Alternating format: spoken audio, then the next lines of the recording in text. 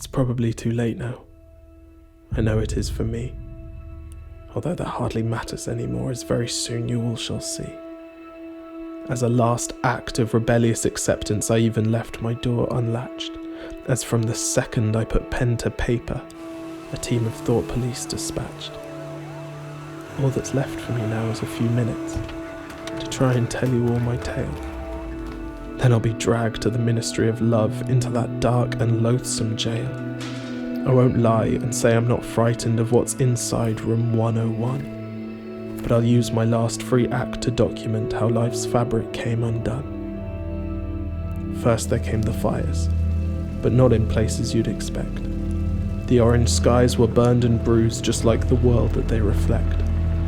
Whole towns turned into embers, houses swallowed up by flames. We all just watched on, sympathetic, but through the smoke the virus came. We carried it, like luggage, to every corner of the globe. Soon so many started coughing that the hospitals couldn't cope. For a while the rules were simple, everyone knew how best to serve. Stay inside your homes, they told us, so we may flatten out the curve. Days turned into weeks and months, but the curve was still not flat, and so the leaders lost their patience and each decided that was that. They let us out and made incentives for us to confidently spend, and so relieved were we all obliged, pleased to be at lockdown's end. But the theatre doors stayed darkened, and there were still no live events.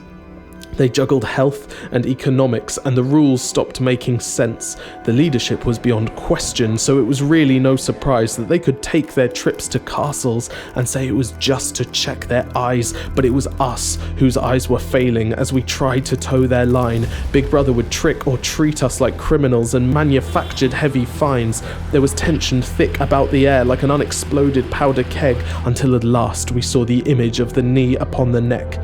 While so-called leaders hid in bunkers, somehow people held their ground. We stood together against oppression and tore slave owners' statues down. But a new enemy was brewing, as we fought for equality of race. But this new foe had fooled us all alike, though it had no body and no face. A beast that fed on algorithms, and we were powerless to stop it. Under the guise of 1,000 songs, they put CCTV in your pocket.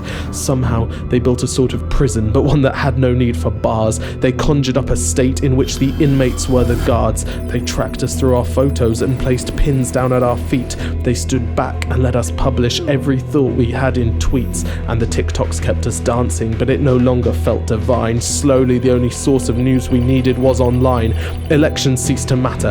Integrity produced only failures. Compromise met its demise as we were locked in echo chambers. You always think it would take decades for a world to manifest that we should fear, but all the things I've written now culminated in 1 year. They ground the artists out of business. They told the dancers to retrain.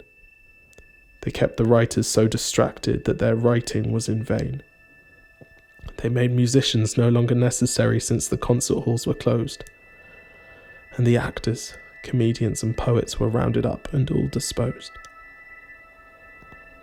If this message has made it to you, then there's hope, if but a shred. As long as thought is free and independent and lives and thrives inside your head. I once read a novel by George Orwell about how easily the powerful can lull us until nothing was your own except the few cubic centimeters inside your skull. I believe that's where we find our humanity, in thoughts and words that are free and true. They can burn a book but not an idea, and so that spark lives on in you. I hope you find this. I regret nothing. They're here now, at my door. We all thought it was 2020, but it was COVID-1984.